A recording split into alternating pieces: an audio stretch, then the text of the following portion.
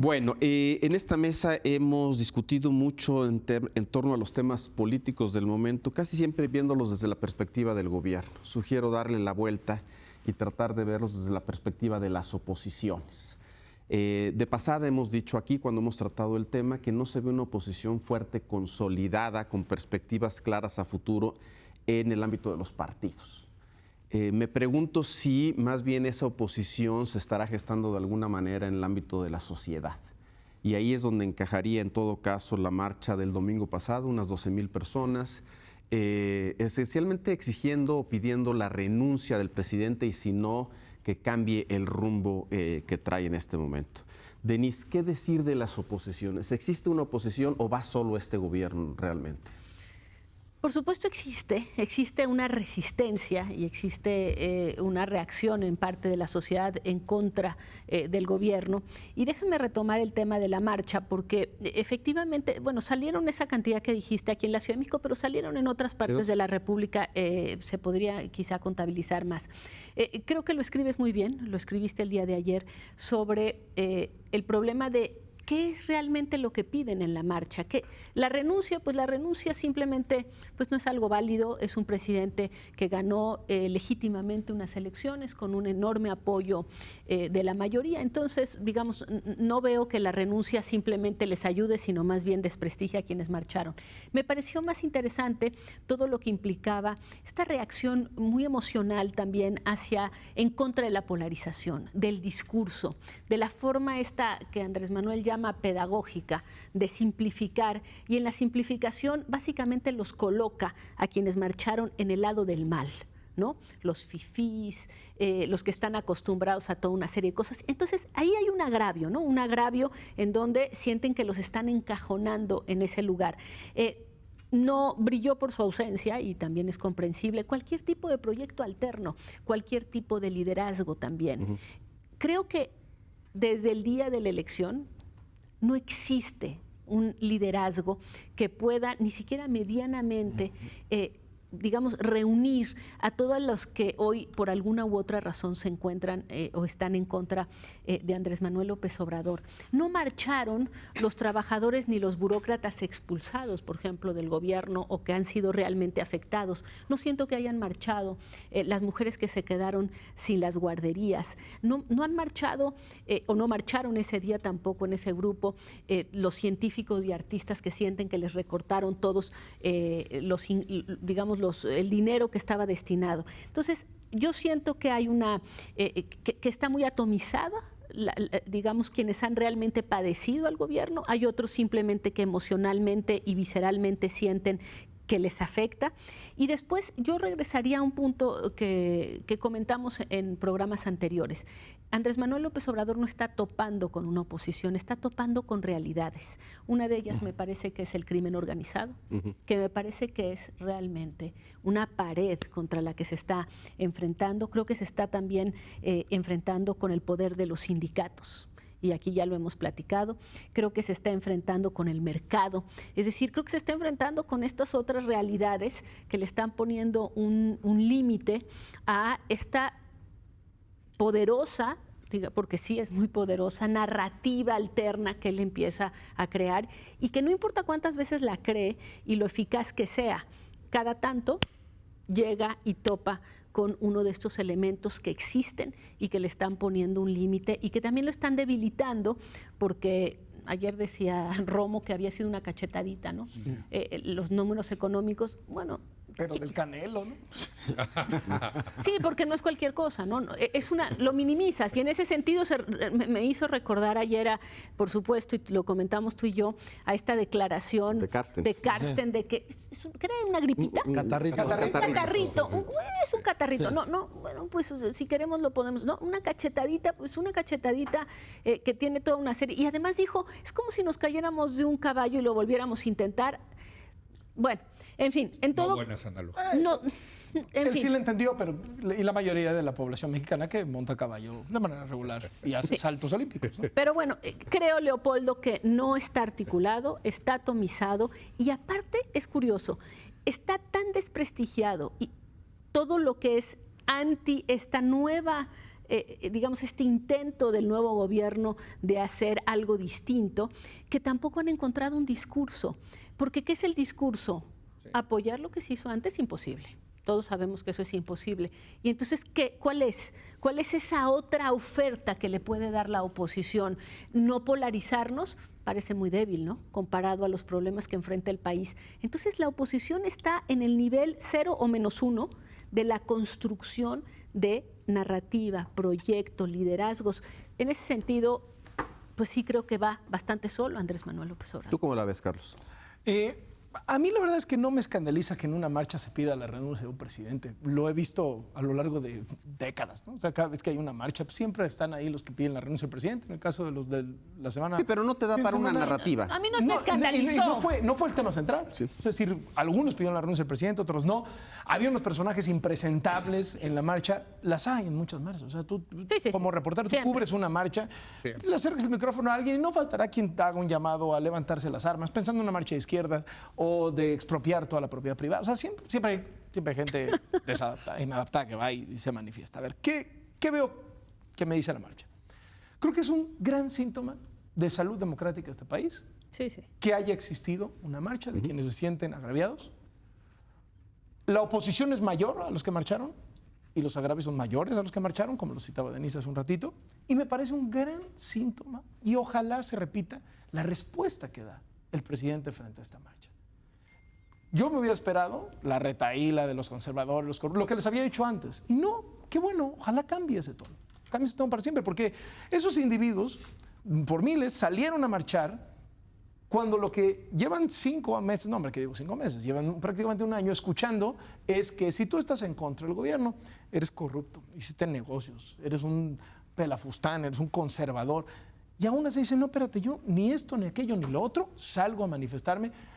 Y sí, a lo mejor de manera muy desestructurada, en términos de contingentes, porque hay muchos que se quedaron fuera, en términos ideológicos, porque unos pedían una cosa, otros otra, no parecía un objetivo claro, pero sí me pareció que frente al López Obradorato ha habido 2 momentos centrales de la oposición y de los contrapesos. El primero fue la Guardia Nacional y el segundo fue la manifestación de domingo.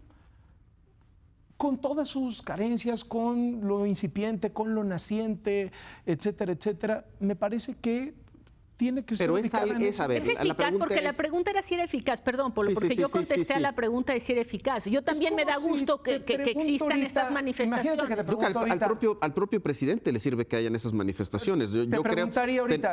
Tener un antagonista siempre o un contrapeso siempre es útil. Te preguntaría ahorita, ¿calificarías al gobierno de López Obrador de eficaz? Difícil contestar cuando lleva 5 meses, ¿no? Pues también la oposición. Sí, en efecto, le hace falta un liderazgo, sí, le hace falta una estructura que agrupe a todos los agraviados. Sí. Están empezando el sexenio. Bueno, quien aglutinaría todos esos intereses naturalmente serían los partidos de oposición. Borrados. Están pensando en el hueso. Los panistas en cómo quedarse a pesar de las derrotas que ya saben que les vienen el 2 de junio. Y los priistas enfrascados en un proceso de sucesión a ver quién se queda con el partido. No hay un liderazgo visible con los despojos, ¿no? Con los despojos del partido, partido, igual que en el PRD. Entonces... A mí me quedan muchas dudas acerca de la marcha, la verdad tengo que decirlo. Creo que eras tú, Joaquín, quien escribías que no queda claro quién la organizó. Sí, ¿por qué no fui a la marcha? Porque no sé ni quién la convocaba. Pero eso es un factor que me parece muy interesante de las épocas que estamos viviendo, que a lo mejor siempre pensamos que hay alguien atrás que la está organizando. Y a lo mejor... Las redes. Pues exacto, ese es mi punto, que estamos viviendo algo nuevo donde se puede organizar algo sin un organizador, o sea, a través de las redes sociales. Suena raro, pero hasta el día de hoy, no sé si ustedes tengan información de quién fue el que organizó esto, quién hizo el... Ricardo Rafael escribió un artículo, identifica a alguien, pero no sé qué peso haya tenido en la organización de la marcha, que fue más amplia la convocatoria. Es un fenómeno nuevo, ¿no? Que creo que tiene que ver con el tema de las redes sociales. Efectivamente, pues sale la gente que se siente agraviada, creo que eso es bueno, es buena la reacción de López Obrador. Yo también destacaría que en este momento la oposición parecería ser líderes del pasado y aquí quisiera mencionar a los expresidentes Fox, que se apersonó en la manifestación en Guanajuato y al que quizás, no sé qué piensen ustedes, sea el principal opositor hoy en día de López Obrador, que es Felipe Calderón, por lo menos en las redes. Desde el Twitter. Pues sí, ¿no? Entonces... Gran escenario para López Obrador si son los líderes de la oposición, son esos dos. Es que a lo mejor eso es un reflejo precisamente de la debilidad de las oposiciones. Y no con eso minimizo la marcha ni mucho menos. Pero si esos son los liderazgos que medio surgieron en esta marcha, pues algo está raro, ¿no? Pues sí, algo está raro, lo cual te dice que uno, no hay nuevos liderazgos, hoy por hoy. Por lo pronto no hay un nuevo liderazgo que se enfrenta a López Obrador. Dos, no hay un nuevo proyecto. Efectivamente, pero también aquí quiero decir, tampoco hay un proyecto por parte de López Obrador, porque lo han llamado el postneoliberalismo y quién sabe qué es eso, ¿no? No sé si a ustedes les queda claro desde el punto de vista ideológico qué significa el postneoliberalismo. Y hubiera podido ser Anaya, ¿están de acuerdo? ¿Sí? Pero como Anaya hubiera sido, como en otras elecciones y en otras partes del mundo, hubiera podido, pero... ¿Se borró? Se borró y se borró también en la forma en que manejó la campaña, en que se enfrentó en la propia derecha, pero lo lógico hubiera sido que de ahí saliera un liderazgo, claro. Y no. No, nada. Entonces, no hay nuevo líder de oposición, no se ven nuevos liderazgos, no se ven nuevos proyectos opositores, y yo diría, el tercer elemento que define una oposición, aparte del líder y proyecto, es la organización. Pues, ¿quién organiza esto? No están siendo, como tú bien lo dices, los partidos políticos, sino pues algo muy difuso que aparece en las redes sociales. Ahora, yo sí creo que conforme avance el sexenio, sí van a aparecer esos liderazgos, sí va a aparecer ese proyecto y sí va a aparecer esa organización. Sí. Creo que inevitablemente va a ocurrir. No me imagino quiénes, pero creo que va a ocurrir. René, se ha dicho que a López Obrador le falta un López Obrador, es decir, alguien que juegue ese papel frente al gobierno. A ver, yo creo que la pregunta que haces es de invertir los términos del análisis sobre sobre la vitalidad social que estamos viendo que a mí me parece gratificante. Hay mucha vitalidad política en muy distintos sectores, cosa que a mí me agrada. Salimos de una suerte de modorra política, que es preocupante, que no hay amortiguación y no hay canales. En ese sentido, el malestar de un reducido o amplio sector social no encuentra expresión organizada. Si política es fuerza e inteligencia, falta ese instrumento para que verdaderamente tenga efecto. La ausencia de esos amortiguadores que serían los partidos opositores está dando lugar a una confrontación directa. Es decir, Andrés Manuel se confronta con grupos empresariales, se confronta con medios de comunicación, se confronta con sectores de la población, pero no hay la mediación de los partidos opositores. Y cuando uno ve qué fue lo que hicieron el domingo y el lunes esos partidos opositores, es lamentable. Nada. El PRD cumplió 30 años. Comentaba yo con Carlos que no sabíamos si habían encendido velitas o prendido cirios, si era funeral o festejo. El PRI está metido en el problemón de haber convocado una elección interna de su próxima dirigencia, pero sabe que no puede con esa elección y está más metida hacia adentro la visión política del PRI que hacia afuera.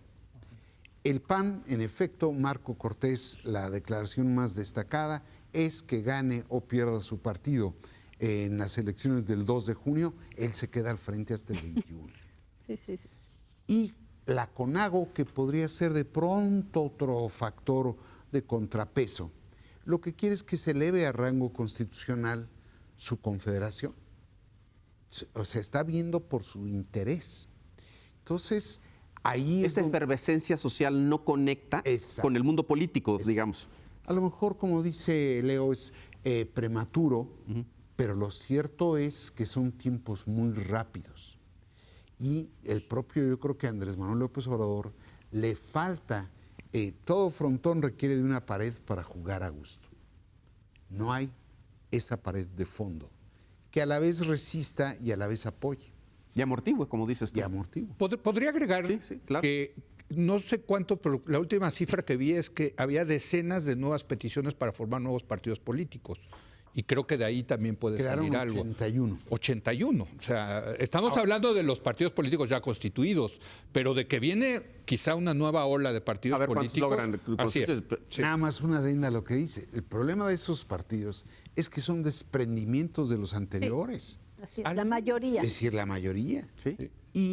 Pero como Morena fue de PRD. Digo, México Libre. Sí, claro. Ahí estaba el liderazgo de López Obrador. Sí, por eso. Pero algo puede salir de ahí. Sí, el liderazgo es clave en todos los procesos. A ver, Raimundo. Bueno, yo lo que veo son oposiciones muy fragmentadas, muy diversas, algunas muy vocales. El domingo vimos un sector de las clases medias salir a las calles en varias partes del país. Los maestros disidentes son muy vocales, también es una oposición. Las ONGs. Hay una sociedad también muy desorganizada. Las madres que le protestan por las estancias infantiles, todavía no hay un hilo conductor en esta parte. Los medios de comunicación también. Las consultorías internacionales que están todo el tiempo manifestando una oposición sobre política económica, o la propia Coparmex. Pensaría, seguramente me van a faltar algunos, pero de las oposiciones vocales. Hay unas oposiciones silenciosas en este momento. Algunos sectores empresariales, creo que la clase política fundamentalmente es esa oposición silenciosa, y algunos otros actores que no estemos viendo todavía. Algunos de todos estos son influyentes. La disidencia magisterial tiene un peso, otros no. Las clases medias del domingo no tienen un peso político, pero aquí me parece que es importante señalar, todo esto se da con 5 meses de gobierno. Es decir, es muy incipiente, pero es incipiente el propio gobierno. Yo creo que todavía le falta mucha maduración.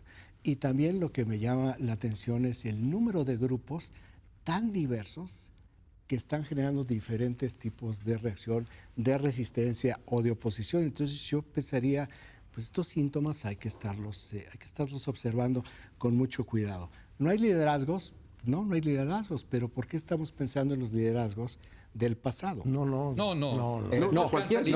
Cuando digo no hay liderazgos, todas las referencias son sobre lo que hay sobre la mesa, pero los liderazgos no los ve uno o no los compra a través de un portal. Surgen de manera absolutamente espontánea. Hay 2 ejemplos que me parecen clásicos sobre explosión de liderazgos. Uno, en los 2 casos, 2 personas que tuvieron que salir a la escena pública de manera emergente.